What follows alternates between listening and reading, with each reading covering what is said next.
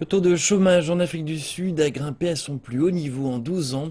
Selon la dernière étude sur l'emploi, au premier trimestre, le chômage a augmenté de 2,2%, faisant passer de 24,5% à 26,7% le nombre de personnes sans emploi.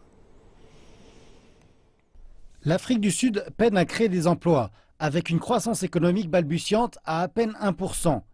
Mais les derniers chiffres de l'emploi apparaissent comme un choc. La construction et la production industrielle subissent le coup le plus dur, perdant respectivement 88 000 et 80 000 emplois au premier trimestre de cette année. C'est bien pire que ce qui avait été anticipé. C'est un rappel fort du fait que notre économie n'est pas en mode de croissance. Si elle l'est, c'est en mode de croissance très lente et le risque est que nous pourrions la voir glisser en arrière vers une contraction. Le gouvernement est demeuré un employeur important, avec la création de 51 000 emplois. Et malgré la grave sécheresse, le secteur agricole a aussi aidé à créer 16 000 emplois. Mais 5,7 millions de personnes en Afrique du Sud ne trouvent toujours pas de travail. Le plus alarmant est le taux de chômage chez les jeunes.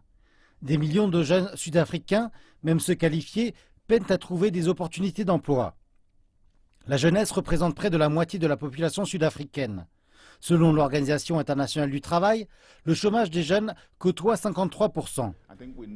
Je pense que nous avons besoin du gouvernement. Bien sûr qu'ils essaient. Si vous comparez avec le secteur privé, qui est un employeur important, je pense que nous devons faire plus pour répondre au chômage des jeunes, même s'il s'agit de créer des brigades de la jeunesse. 8,9 millions de personnes qui ne travaillent pas, c'est simplement un désastre. La Fédération du travail demande à présent à la Banque de réserve de baisser ses taux d'intérêt. Malgré une faible croissance, l'inflation remonte, ce qui a poussé la Banque centrale à augmenter ses taux. Tandis que les prix des denrées alimentaires ont alimenté l'inflation, les salaires plus élevés ont aussi contribué à cette tendance. Avec moins de personnes employées, les revendications salariales devraient augmenter. 60% de nos gens gagnent moins de 5 000 rand par mois. Ce n'est pas viable. Les gens dépensent 30% de leurs revenus juste dans les transports parce qu'ils sont très loin de leur lieu de travail.